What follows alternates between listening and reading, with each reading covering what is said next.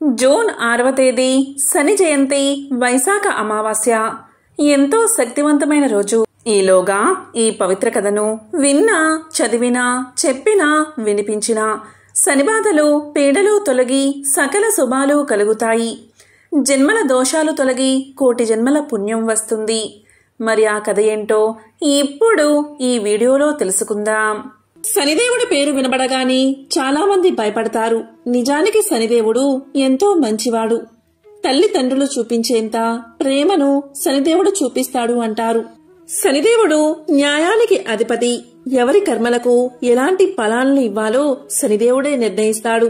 పురాణాల ప్రకారం నీతి, న్యాయం, ధర్మబద్ధతకు శనిదేవుడు కట్టుబడి ఉంటాడు. ఎల్లకాలం పరిస్థితులన్నీ అనుకూలంగా ఉంటే జీవితంలో మజా ఏముంటుంది? మధ్యలో కష్టాలు వస్తుంటేనే జీవితపు విలువ తెలుస్తుంది. ఎప్పుడూ సత్కారాలే ఉంటే మదానికి హద్దేముంటుంది? అప్పుడప్పుడు అవమానం ఎదురుపడితే అహంకారం దిగిపోతుంది. అలా మనిషికి అప్పుడప్పుడు మొట్టి కాయలు వేస్తూ అతని నడవడిని సరిదిద్దే దైవమే శనీశ్వరుడు. జీవులు ప్రాణాలతో ఉన్నప్పుడు వారి పాపాలకు తగిన ప్రాయశ్చిత్తాన్ని కలిగించేవాడే శనీశ్వరుడు. సూర్య భగవానుడికి ఆయన సతీ ఛాయాదేవికి కలిగిన సంతానమే శనిదేవుడు. అందుకే ఆయన్ని సూర్యపుత్రుడు అని, ఛాయాసుతుడు అని పిలుస్తారు. ఈ శనిగ్రహం ఒక్కో రాశిలోనూ దాదాపు 2.5 సంవత్సరాల పాటు సంచరిస్తూ 12 రాశుల్ని చుట్టుముట్టడానికి దాదాపు 30 సంవత్సరాలు పడుతుంది. ఇంత నిదానంగా సంచరిస్తాడు కాబట్టి ఈయనకు మందగమనుడు అన్న పేరు కూడా ఉంది. రాశి చక్రంలో ఆయన ఉండే స్థానాన్ని బట్టి ఫలితాలు కూడా వేర్వేరు విధాలుగా ఉంటాయి.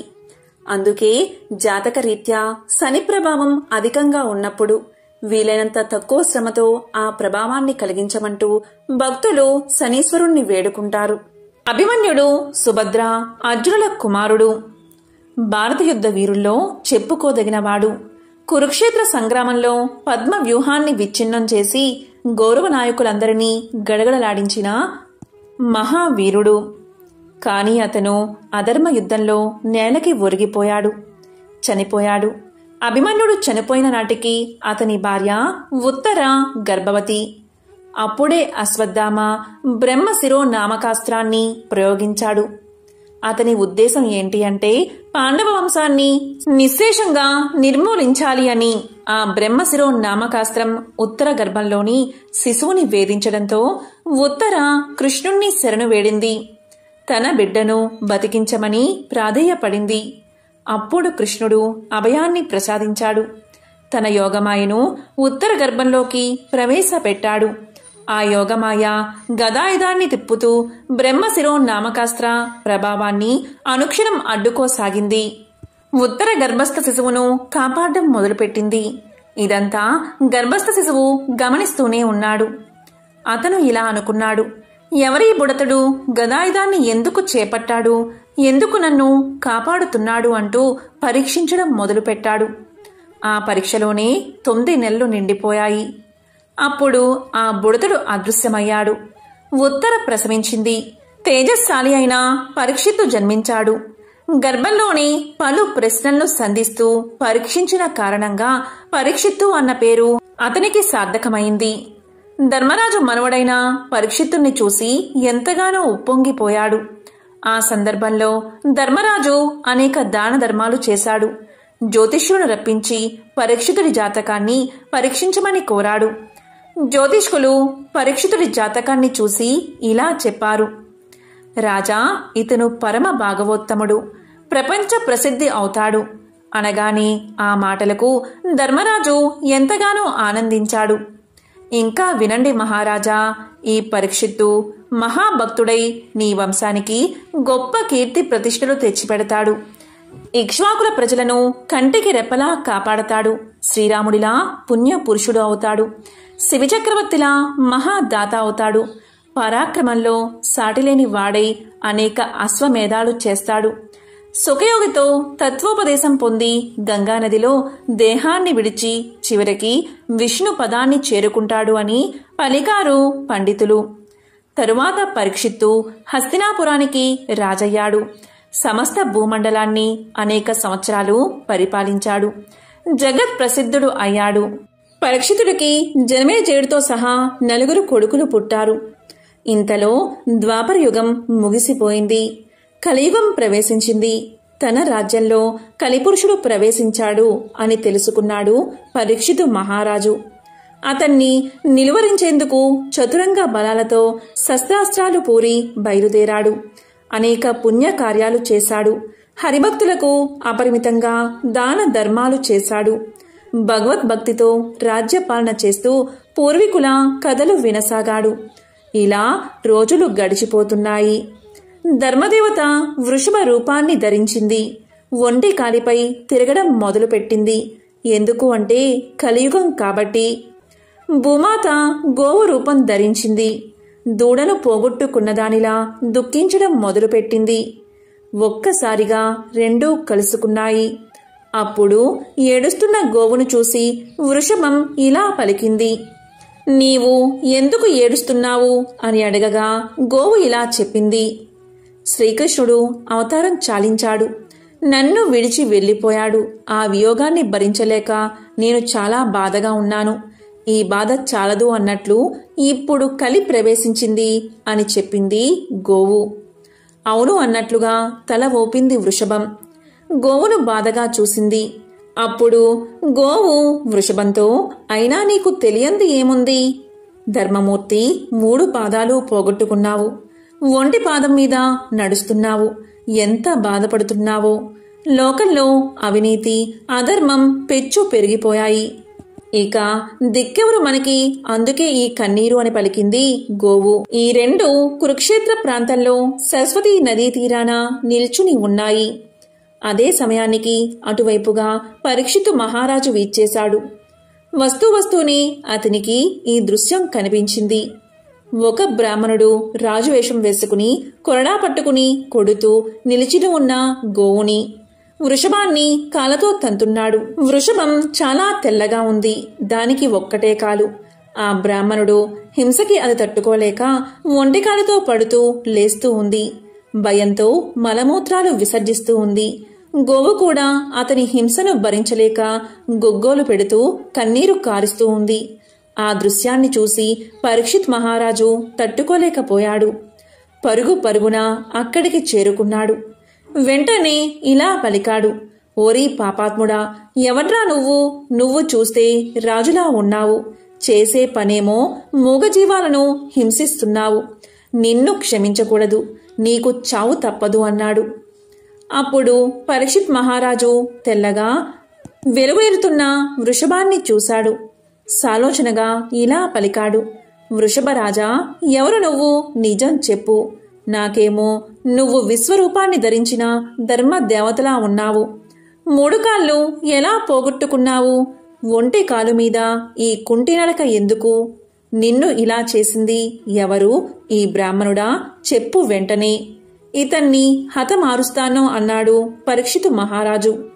అందుకు వృషభం, మహారాజా, ధర్మాధర్మ విచక్షణ చెయ్యగల మహనీయుడువు నీవు. నాకీ కష్టాన్ని కలిగించింది ఎవరో నీకు తెలియదా? తెలియకపోతే తెలుసుకో. తెలుసుకుని ఏం చెయ్యాలో కూడా నువ్వే నిర్ణయించుకో అని పలికింది వృషభం.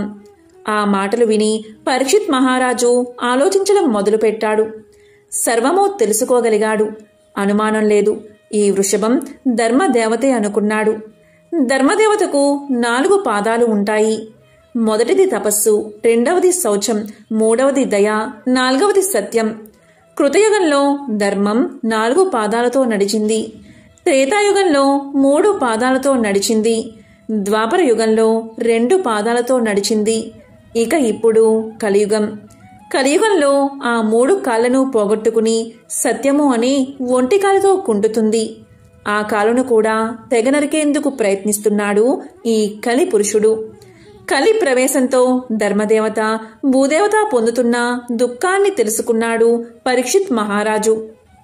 అబ్రాహ్మణులే ముందు రాజ్యాన్ని ఏలతారు అని అభిప్రాయపడ్డాడు. ఎంతగానో బాధపడ్డాడు. అంతలోనే తేరుకుని ధర్మదేవతకు, భూదేవతకు అభయాన్ని ఇచ్చాడు. వాటిని ఓదార్చాడు. ఆలస్యం చేయకుండా అసత్యానికి, అధర్మానికి నిలయమైన కడ తీర్చేందుకు ఖడ్గాన్ని ఎత్తాడు. పరీక్షిత్ మహారాజు వేటు తప్పదు అని అనుకున్న కలిపురుషుడు గజగజ వణికిపోయాడు. కలిపురుషుడికి దిక్కు తోచలేదు. వెంటనే చేతులెత్తి నమస్కారం చేస్తూ శరణమంటూ పరీక్షితుడి పాదాలను ఆశ్రయించాడు. శరణు అన్న వారిని చేయెత్తి కొట్టడం కూడా మహాపాపం. అందుకని నేను నిన్ను చంపకుండా వదిలిపెడుతున్నాను.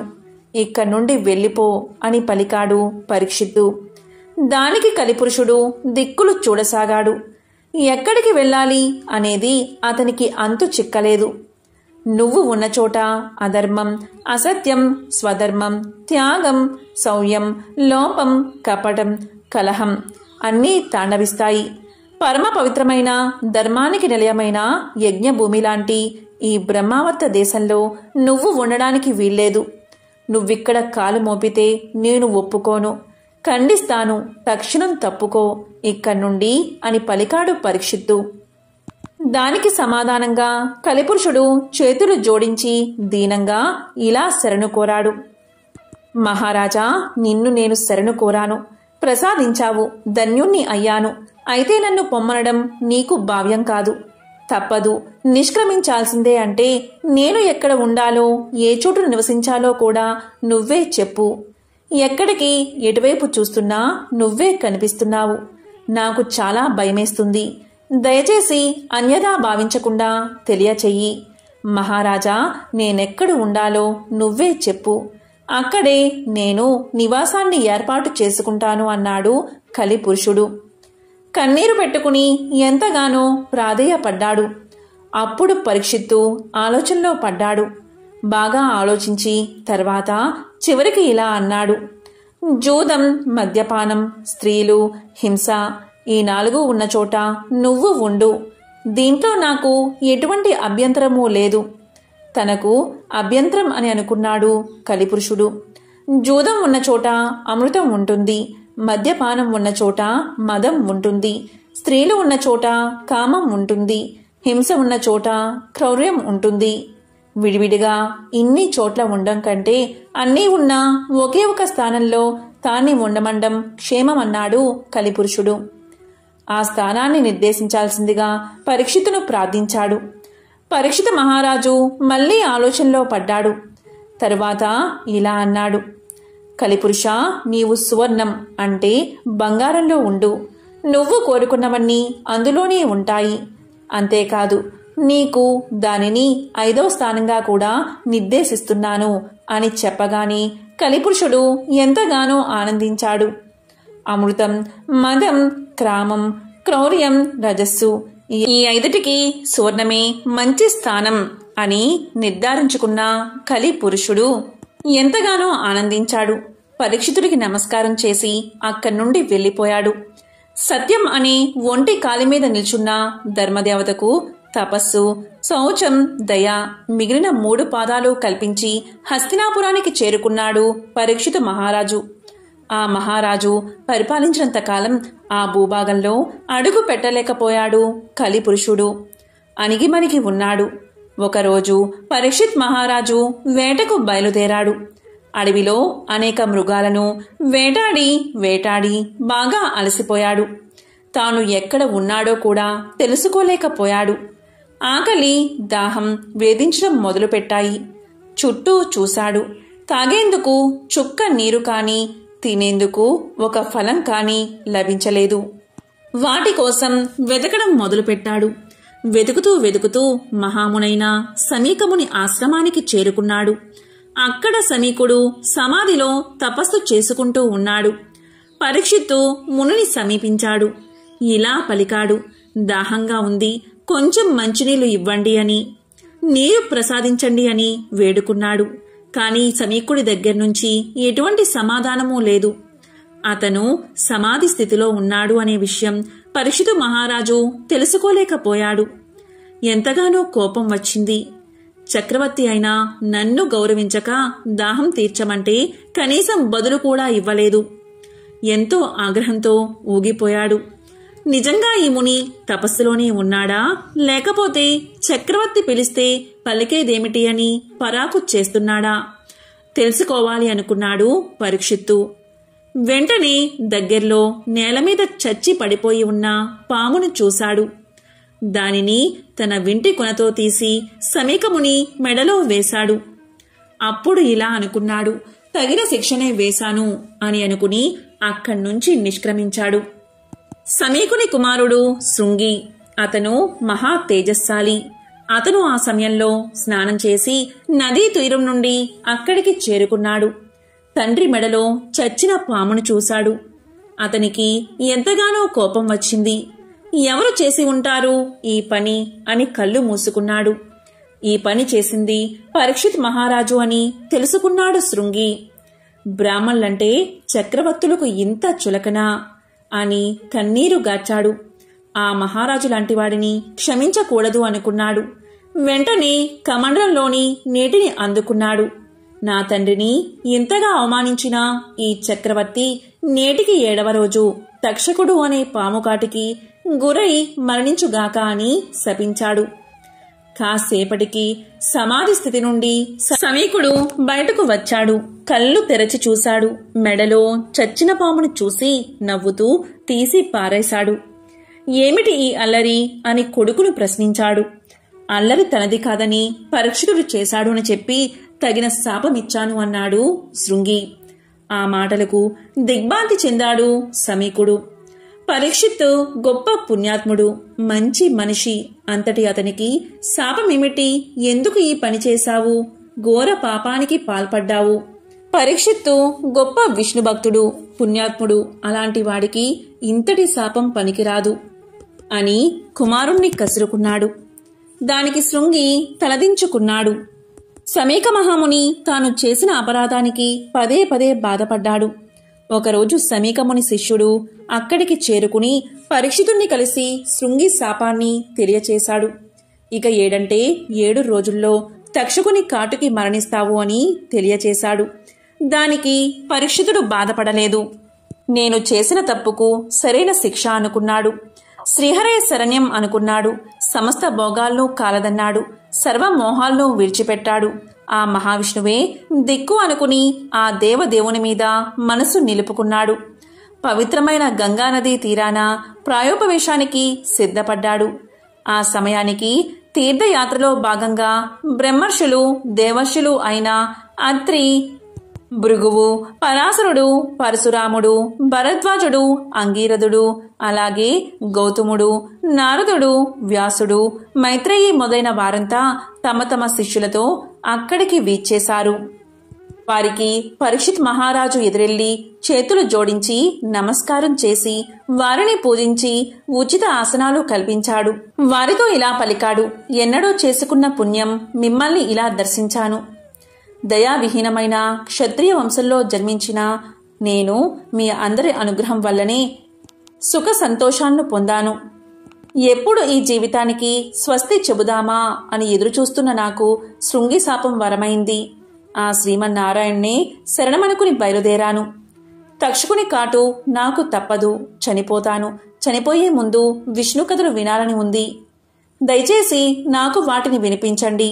ముందు ముందు ఏ జన్మలు ఎత్తినా నాకు భగవద్భక్తి, భాగవతాలు, బ్రాహ్మణ మైత్రి కలిగేటట్లుగా దీవించండి. అప్పుడు పరీక్షితుని ఋషులంతా ఆదరపూర్వకంగా చూశారు. కుమారుడైన జనమేజయుడికి రాజ్య భారాన్ని అప్పగించి ప్రాయోపదేశానికి సిద్ధమయ్యాడు పరీక్షిత్తు. సరిగ్గా అదే సమయానికి మహర్షి వ్యాసుని పుత్రుడు సుఖయోగి అటువైపుగా వచ్చాడు.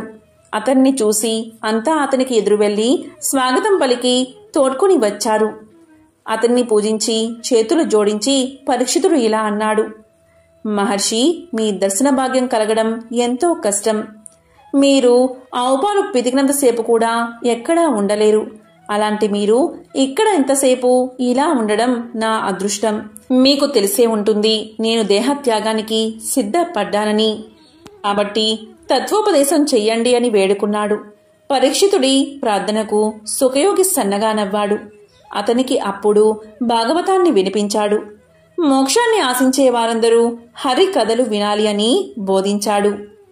ఒక్క గడియ శ్రీహరిని ప్రార్థిస్తే చాలు మోక్షం కలుగుతుందని తెలియచేశాడు. ఒకరోజు బృహదస్వుడు అనే ముని పాండవుల వద్దకు వచ్చాడు. అప్పుడు పాండవుల్లో పెద్దవాడైన ధర్మరాజు ఆ మునికి అతిథి సత్కార్యాలు చేసి కౌరవుల వల్ల తాము పడుతున్న బాధలు అన్నీ వివరించి, మహాత్మా, రాజ్యాన్ని నివాసాన్ని పోగొట్టుకున్న మాలాగా అడవిలో కష్టాలు పడుతున్నవారు ఎవరైనా ఉన్నారా? ఉంటే చెప్పండి అని అడిగాడు. అందుకు బృహదస్వుడు ఇలా పలికాడు, ధర్మరాజా, నీవు కష్టాలు పడుతూ అడవుల్లో ఉన్న నీ వెంట నీ అన్నదమ్ములు, నీ భార్య, నీ హితం కోరే విప్రులు నీ వెంట ఉన్నారు. పూర్వం నలుడు అనే మహారాజు నీవలే జూదంలో సర్వం కోల్పోయి పుష్కరునికి రాజ్యాన్ని అప్పగించి భార్యా సమేతుడై ఒంటరిగా అరణ్యాలకు వెళ్లాడు అని చెప్పాడు. అది విని ధర్మరాజు, మహాత్మా, నాకు నకులుని కదా, వివరించండి అని అడిగాడు. అప్పుడు బృహదస్వుడు ఇలా చెప్పడం ఆరంభించాడు. నిషిధ దేశాన్ని వీరసేనుడి కుమారుడైన నలుడు పరిపాలిస్తున్న కాలమది. తన పరాక్రమంతో ఎన్నో దేశాలను జయించి ప్రజారంజకంగా పరిపాలిస్తున్నాడు. నలుడికి జూదం అంటే ఎక్కువ ప్రీతి. ఆ కాలంలో విదర్భ దేశాన్ని భీముడు అనే రాజు పరిపాలిస్తున్నాడు. చాలా కాలం అతనికి సంతానం లేదు. అతనికి దమనుడు అనే మునిచ్చిన వరం వల్ల దమయంతి అనే కూతురు దముడు, దమనుడు, దాంతుడు అనే కుమారులు కలిగారు. దమయంతి సౌందర్య రాశి, గుణవంతురాలు. దమయంతి నలుడి గుణగణాల గురించి విన్నది. నలుడు దమయంతి గురించి, ఆమె సౌందర్యం గురించి విన్నాడు. ఇరువురి నడుమ ప్రేమ అంకురించింది. ఒకరోజు నలుడు ఉద్యానవనంలో ఉండగా హంసల గుంపు వచ్చి అక్కడ వాలింది. ఆ హంసలను చూసి ముచ్చటపడి నలుడు వాటిలో ఒకదాన్ని పట్టుకున్నాడు. మిగిలిన హంసలు తోటి హంసను విడిచి వెళ్లలేక ఆకాశంలో తిరుగుతున్నాయి. నలునితో అతని చేతిలోని హంస మానవ భాషలో ఇలా పలికింది, ఓ నలమహారాజా, నీవు దమయంతిని ప్రేమిస్తున్నావు. నేను దమయంతి వద్దకు వెళ్లి నీ గురించి, నీ అందచందాల గురించి, గుణగణాల గురించి చెప్పి నీ మీద అనురాగం కలిగేలా చేస్తాను అని పలికింది. ఆ హంస పలుకులు విని నలుడు ఆనందపడి దాన్ని విడిచిపెట్టాడు. ఇచ్చిన మాట ప్రకారం ఆ హంస విదర్భ దేశానికి ఎగిరిపోయింది. అంతఃపురం ముందు విహరిస్తున్న హంసను చూసి దమయంతి ముచ్చటపడింది. చెలికత్తెల సాయంతో దమయంతి ఆ హంసను పట్టుకుంది. ఆ హంస దమయంతితో ఇలా పలికింది, ఓ దమయంతి, నేను నీ హృదయేశ్వరుడైన నలుడి వద్ద నుండి వచ్చాను. నలుడు సౌందర్యవతుడు, సంపన్నుడు, సద్గుణవంతుడు. నీవు సౌందర్యంలో, గుణంలో అతనికి తగినదానివి. అతనికి భార్యవైతేనే నీకు రాణింపు అని పలికింది. అప్పుడు దమయంతి, ఓ హంస, నలుడు గురించి నాకు ఎలా చెప్పావో అలాగే నలుడికి కూడా నా గురించి చెప్పు అన్నది. ఆ హంస అలాగే చేసింది. ఇలా ఇరువురికి ఒకరిపై ఒకరికి అనురాగం అధికమైంది. నలా దమయంతుల ప్రణయ విషయం దమయంతి చెలికత్తెల ద్వారా తెలుసుకున్న భీమ మహారాజు కుమార్తెకు స్వయంవరం ప్రకటించాడు. ఆహ్వానాన్ని అందుకున్న రాజులంతా స్వయంవరానికి విచ్చేశారు. నలుడు కూడా స్వయంవరానికి పోతున్నాడు. ఇంద్రుడికి దమయంతి స్వయంవర విశేషం తెలిసి దిక్పాలకులతో స్వయంవరానికి బయలుదేరాడు. మార్గమధ్యలో నలుణ్ణి చూసిన ఇంద్రుడు నలుడితో, నిషధరాజా, నీవు నాకు దూతగా పనిచేయాలి అన్నాడు. అప్పుడు నలుడు, అలాగే చేస్తాను. ఇంతకీ మీరెవరు? నేను నీకేమి చెయ్యాలి అని అడిగాడు. అప్పుడు ఇంద్రుడు నలునితో, నేను ఇంద్రుణ్ణి. వీరు దిక్పాలకులు. నీవు పోయి దమయంతికి మా గురించి చెప్పి ఆమె మమ్మల్ని వరించేలా చెయ్యాలి అన్నాడు. అప్పుడు నలుడు ఇంద్రునితో, అయ్యా, నీకిది ధర్మమా? నేను కూడా అదే పనిమీద పోతున్నాను కదా అన్నాడు. అప్పుడు ఇంద్రుడు నలునితో, నీవు మాకు మాటిచ్చావు కనుక ఈ కార్యం చేయవలసిందే. ఇది దేవతా కార్యం. నీవు చేయగలవు. మాట తప్పడం ధర్మం కాదు. మా మహిమ చేత అంతఃపురానికి వెళ్లడానికి నీకు ఎవరూ అడ్డు చెప్పరు అన్నాడు. గత్యంతరం లేక నలుడు దమయంతి అంతఃపురంలో ప్రవేశించాడు. నలుడు దమయంతిని మొదటిసారిగా చూసి హంస చెప్పిన దానికంటే దమయంతి సౌందర్యవతి అనుకున్నాడు. దమయంతి ఆమె చెలికత్తెలు నలుణ్ణి చూసి ఆశ్చర్యపోయారు. దమయంతి నలుణ్ణి చూసి, మహాత్మా, మీరు ఎవరు? ఎక్కడి నుండి వచ్చారు? ఈ అంతఃపురంలో ఎవరికీ కనబడకుండా ఎలా ప్రవేశించారు అని అడిగింది. అప్పుడు నలుడు దమయంతితో, నా పేరు నలుడు. నేను దేవదూతగా వచ్చాను. దిక్పాలకులు వారిలో ఒకరిని వరించమని నీకు చెప్పమని నన్ను పంపారు అన్నాడు.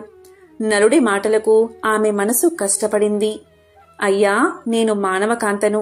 నమస్కారం చేయవలసిన దేవతలను వరించడం ధర్మమా? నాడు హంస చెప్పింది మొదలు. నిన్నే నా భర్తగా తలుచుకుంటున్నాను.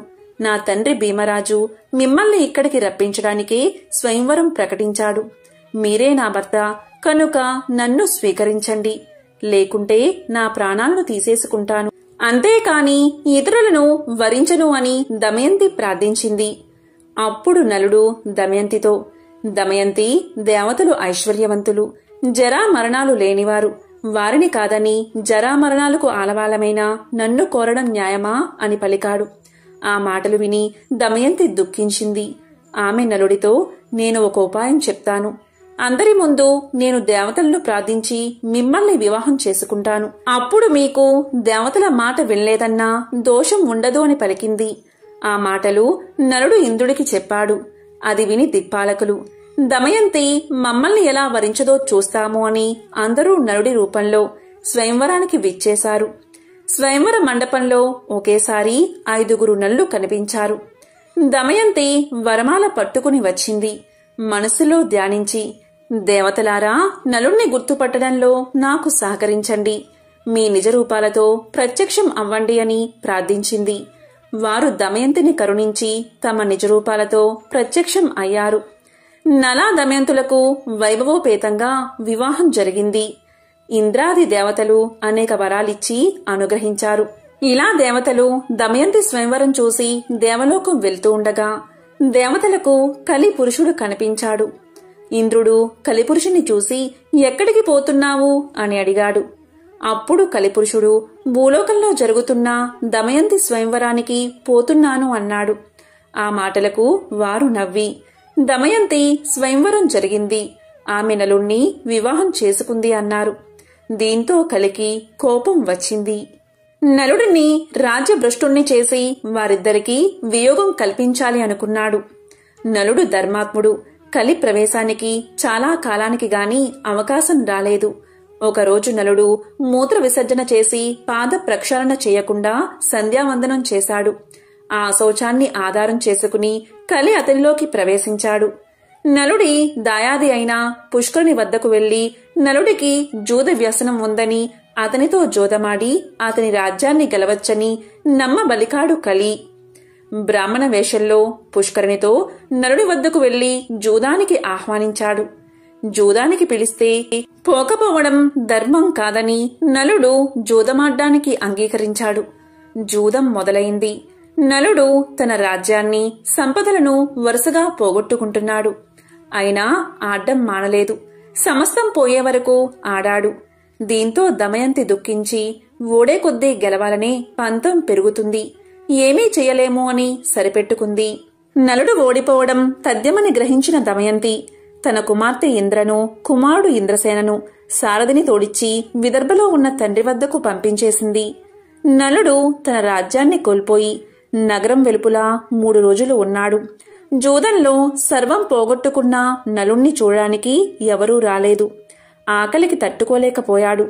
ఆకాశంలో ఎగురుతున్న పక్షులను పట్టడానికి తన పైవస్త్రాన్ని వాటి మీద విసిరాడు. ఆ పక్షులు ఆ వస్త్రంతో సహా ఎగిరిపోయాయి. దీంతో నలుడు సిగ్గుపడి తన భార్య కొంగును పైవస్త్రంగా కప్పుకున్నాడు. ఆ దుస్థితికి తట్టుకోలేని నలుడు, దమయంతి, ఇక్కడ 4 మార్గాలు ఉన్నాయి. ఇది నీ పుట్టిల్లు విదర్భ దేశానికి పోయేదారి. ఇది దక్షిణ దేశానికి పోయే మార్గం. ఇది కోసల దేశానికి పోయే మార్గం. ఇది ఉజ్జయిని దేశానికి పోయే మార్గం. వీటిలో మనకు అనుకూలమైన మార్గమేదో చెప్పు అన్నాడు. ఇంకా భార్యతో ఇలా పలికాడు, నీవు అడవులలో కష్టాలు పడలేవు. నీ తండ్రి ఇంటికి వెళ్లి సుఖంగా ఉండు అని చెప్పాడు. అప్పుడు దమయంతి ఇలా పలికింది, అవును నాదా, మనమిద్దరం విదర్భకు వెళ్లి సుఖంగా ఉందామని చెప్పింది. అప్పుడు నలుడు, దమయంతి, మహారాజుగా విదర్భలో తిరిగినవాడిని రాజ్యభ్రష్టుడిగా ఎలా రాగలను చెప్పు. అన్ని రోగాల కన్నా పెద్ద రోగం దుఃఖం. అందుకు భార్య పక్కన ఉండడమే పరమ ఔషధం. అందుకని నీవు పక్కన ఉంటే ఎన్ని కష్టాలనైనా సుఖాలుగానే ఉంటాయి అన్నాడు నలుడు. దానికి దమయంతి, నిజమే, అందుకనే నన్ను ఎప్పుడూ మీ వెంట ఉండడానికి అనుమతించండి అని పలికింది. అందుకు నలుడు అంగీకరించాడు. ఒకరోజు అడవిలో నలుడి తొడమీద తలపెట్టుకుని దమయంతి నిద్రపోతూ ఉంది. ఆమెను చూసి నలుడు, ఈ సుకుమారి నాతో అడవుల్లో కష్టాలు పడుతుంది. నా వెంట ఉండడమే ఈమె కష్టాలకు కారణం.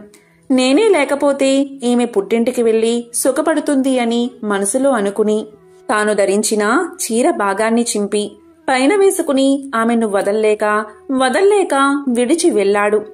నిద్ర లేచిన దమయంతి భర్త లేకపోవడం చూసి ఎంతో దుఃఖించింది. భర్తను తలుచుకుంటూ అడవిలో తిరుగుతున్న దమయంతిని ఒక కొండ చిలువ పట్టుకుంది. భయంతో దమయంతి కేకలు వేసింది. ఆ కేకలు విని ఒక కిరాతకుడు తన కత్తితో ఆ కొండ చిలువను చంపి దమయంతిని రక్షించాడు. ఆ కిరాతకుడు దమయంతి గురించి తెలుసుకున్నాడు. ఆమె నిస్సహాయతను తెలుసుకుని ఆమెను తాకబోవగా దమయంతి అతన్ని భస్మం చేసేసింది. భర్తను తలుచుకుంటూ అడవిలో దారి తెన్ను లేకుండా ప్రయాణిస్తూ ఉండగా ఆమెకు ఒక మునిపల్లె కనబడింది. అక్కడ ఆమె ముని శ్రేష్ఠుల్ని చూసింది. మునులు దమయంతిని చూసి, అమ్మా, నీవెవరు, ఒంటరిగా ఎందుకు తిరుగుతున్నావు అని అడిగారు. సమాధానంగా దమయంతి, ముని పుంగువులారా, నేను నలచక్రవర్తి భార్యను. నా పేరు దమయంతి. విధివశంతో నా భర్త నన్ను విడిచి వెళ్లాడు. నాకు వారి జాడ చెప్పగలరా? నేను భర్త లేనిదే జీవించలేను అని అంది. దానికి మునులు, అమ్మా, నీకు త్వరలోనే భర్త సమాగమం జరుగుతుంది, చింతపడుకు అని చెప్పి వెళ్లారు. దమయంతి పిచ్చిదానిలా భర్తను వెతుక్కుంటూ ఆ అడవిలో తిరుగుతూ ఉంది. ఇంతలో అటుగా పోతున్న బాటసారులు ఆమెను చూశారు. కొందరు ఆమెను పిచ్చిది అని ఎగతాళి చేశారు. కొందరు ఆమెకు మొక్కారు. వారిలో ఉన్న వ్యాపారి ఆమె గురించి తెలుసుకుని, అమ్మా, నేను నలుణ్ణి చూడలేదు, కాని మేము చేదీ దేశానికి పోతున్నాము అని పలకగానే దమయంతి వారితో, నేను కూడా మీ వెంట వస్తాను అంది. ఆ వ్యాపారి ఆమెను తన వెంట తీసుకువెళ్లాడు. వారు అడవి మార్గంలో రాత్రివేళ నిద్రిస్తున్న సమయంలో ఒక ఏనుగుల గుంపు వారిలో చాలామందిని తొక్కేసింది. వారిలో చాలామంది మరణించడం చూసి దమయంతి తన దురదృష్టానికి దుఃఖించింది. తనను చంపలేదని రోదిస్తున్న ఆమెను కొందరు బ్రాహ్మణులు ఓదార్చి ఆమెను తమ వెంట సుబాహు నగరానికి తీసుకెళ్లారు. చేదీదేశ రాజధాని సుబాహపురం చేరింది దమయంతి. ఉళ్లంతా దుమ్ముతో వీధిలో వెళ్తున్న దమయంతిని రాజమాత చూసి దాసీలను పంపి దమయంతిని అంతఃపురానికి పిలిపించింది. రాజమాత దమయంతితో, అమ్మా, నిన్ను చూస్తుంటే రాచకల ఉట్టిపడుతుంది. నీవు ఎవరు అని అడిగింది. దానికి దమయంతి, అమ్మా, నా భర్త జోదంలో రాజ్యాన్ని పోగొట్టుకున్నాడు. నన్ను అడవిలో ఒంటరిగా విడిచి వెళ్లాడు. అతన్ని వెతుకుతూ తిరుగుతున్నాను అని చెప్పింది. దానికి రాజమాత, అమ్మా, ఇక నుండి నువ్వు నా దగ్గర సైరంధ్రిగా ఉండు. నీకు ఏ లోటు రాకుండా నేను చూస్తాను. నీ భర్తను వెతికి తెస్తాను అని చెప్పింది.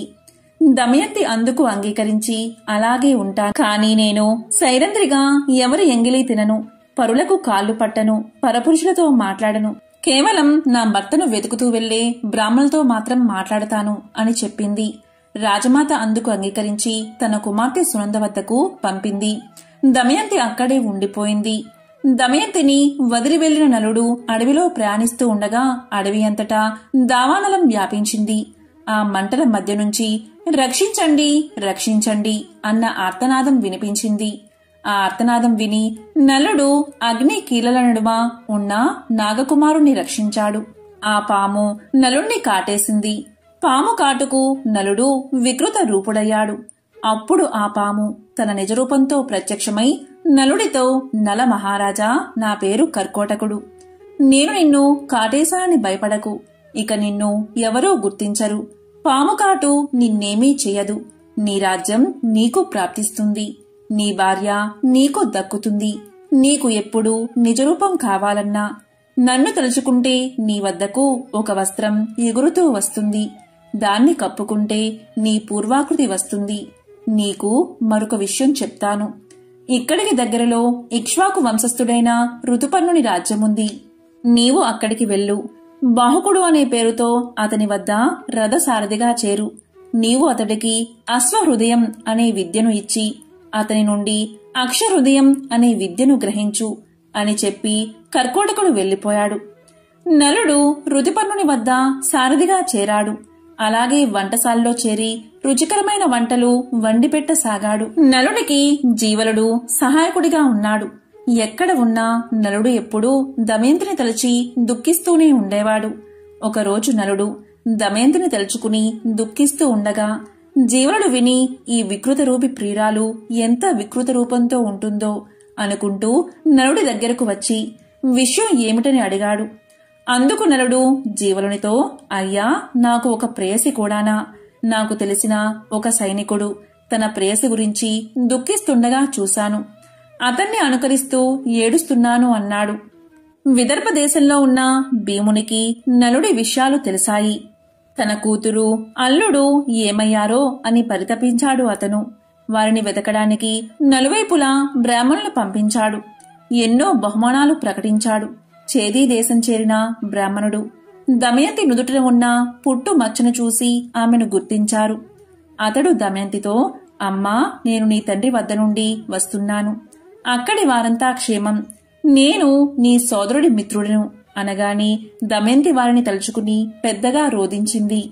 అది చూసిన రాజమాత ఆ బ్రాహ్మణుణ్ణి చూసి, బ్రాహ్మణోత్తమా, ఈమె ఎవరి భార్య, ఎవరి కూతురు, ఇలా ఉండడానికి కారణం ఏమిటి అని అడిగింది. దానికి అతడు, అమ్మా, ఈమె విదర్భరాజు కుమార్తె, నల చక్రవర్తి భార్య.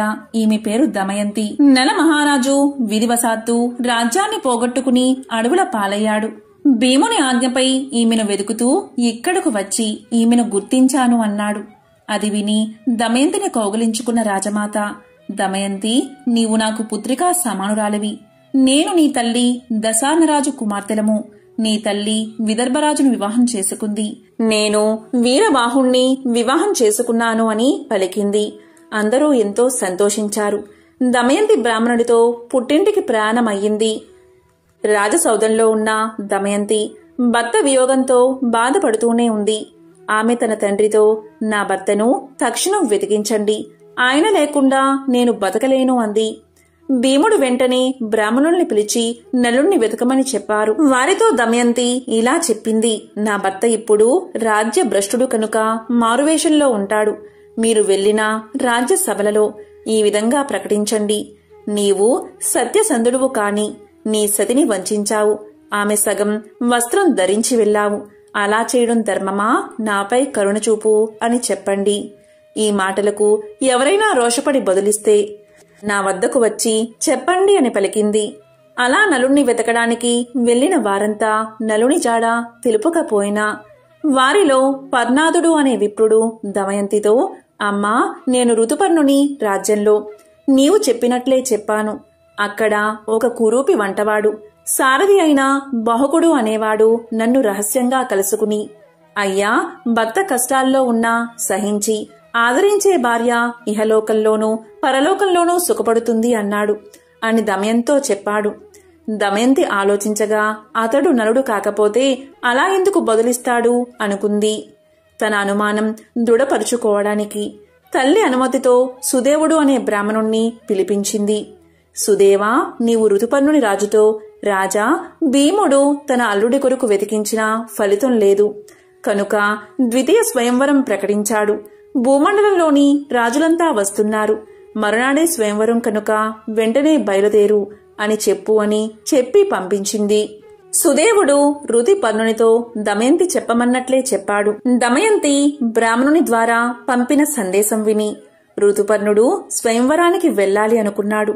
కాని ఒక్క రోజులో విదర్భను చేరడం ఎలా అనుకుని సారథి అయిన బాహుకుని పిలిచి, బాహుకా, దమయంతికి ద్వితీయ స్వయంవరం ప్రకటించారు. నాకు చూడాలని ఉంది. ఒక్క రోజులో మనం విదర్భకు వెళ్లాలి. నీ అశ్వ సామర్థ్యం ప్రకటించు అన్నాడు.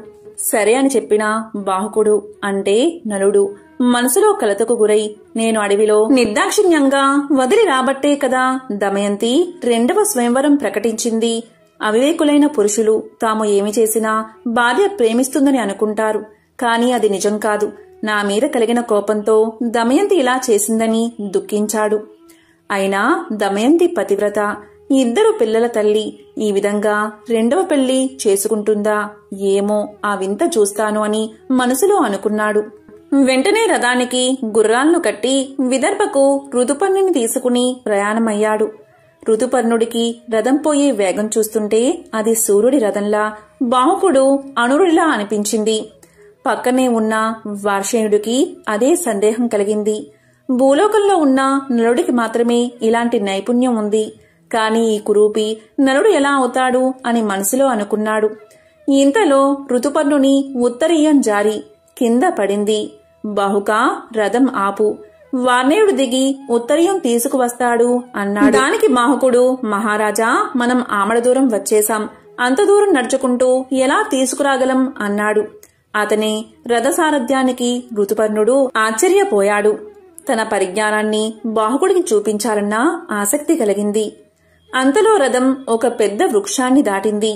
ఋతుపర్ణుడు బాహుకునితో, బాహుకా, ఆ వృక్షంలో ఎన్ని కాయలు, ఎన్ని పువ్వులు, ఎన్ని ఆకులు ఉన్నాయో నేను చెప్పగలను అన్నాడు. దానికి బాహుకుడు, చెప్పండి మహారాజా అన్నాడు. ఋతుపర్ణుడు చెప్పాడు. లెక్కించి చూస్తే కాని నమ్మను అని రథమాపి ఆ చెట్టును పడగొత్తించి లెక్కించాడు. ఋతుపర్ణుడు చెప్పిన లెక్కకు ఖచ్చితంగా సరిపోయింది. దానికి బాహుకుడు ఆశ్చర్యపడి ఆ విద్యను తనకు ఉపదేశించమని అడిగాడు. ఋతుపర్ణుడు, బాహుకా, ఇది అక్ష విద్య అని సంఖ్యాశాస్త్రమన్నాడు. దానికి బాహుకుడు, మహారాజా, నేను మీకు అశ్వహృదయం నేర్పిస్తాను, మీరు నాకు అక్ష విద్య నేర్పించాలి అన్నాడు. ఇలా అక్షహృదయ విద్య మహిమ వల్ల నలుల్లో నుండి కలి వెలుపలికి వచ్చాడు. తన్ను క్షమించమని నలుణ్ణి వేడుకున్నాడు. నలుడు ఆగ్రహించి శపించబోయాడు. అప్పుడు కలి నలుడితో, నలమహారాజా, నిన్ను ఆవహించి నీలో ఉన్న సమయంలో నిన్ను కర్కోటకుడు కాటువేయడం వల్ల అనుక్షణం కాలిపోయాను. ఇంతకంటే శాపం ఏముంటుంది? నన్ను క్షమించి విడిచిపెట్టు అని వేడుకున్నాడు. ఇలా జరగగానే నలుడి రథం విపరీతమైన వేగంతో విదర్భలోకి ప్రవేశించింది. ఆ ఘోష విని దమయంతి నలుడి రథాన్ని గుర్తుపట్టింది. ఋతుపర్ణరాజుకు విదర్భలో స్వయంవరం జరుగుతున్నా సందడి కనిపించలేదు. బాహుకుడు అంటే నలుడు రథాన్ని అశ్వసాల్లో నిలిపి సేదతీరాడు. అప్పుడు దమయంతి తన దాసీతో, వచ్చింది ఋతుపర్ణ మహారాజు, అతని సారథి వార్షేయుడు, వారు నాకు తెలుసు, కాని వారి వెంట ఉన్న కురూపి ఎవరు అని అడిగింది. వివరాలు కనుక్కుని రమ్మంది. దాసి వివరాలు కనుక్కుని రాగానే దమయంతి అతను నలుడు అని నిశ్చయించుకుని తన తండ్రి అయిన భీమరాజు దగ్గరకు వెళ్లి నలుడు బాహుకుడు అని చెప్పింది. అలా చెప్పి నలుడి పాదాలపై పడి నమస్కారం చేసుకుంది. వెంటనే ఆకాశం నుండి వాయుదేవుడు, నలచక్రవర్తి, ఈమె పవిత్రురాలు, పతివ్రత, నేను సూర్యుడు చంద్రుడు ఈమె సౌశీల్యం కాపాడుతున్నాము అని పలికాడు. వెంటనే నలుడు కర్కోటకుడిని స్మరించాడు. వెంటనే ఒక వస్త్రం వచ్చింది. అది ధరించగాని నలుడికి ఇంద్రతేజస్సుతో సమానమైన మనోహరమైన పూర్వరూపం వచ్చింది. దమయంతిని పరిగ్రహించాడు. ఈ విధంగా నలా దమయంతులు కలిశారు.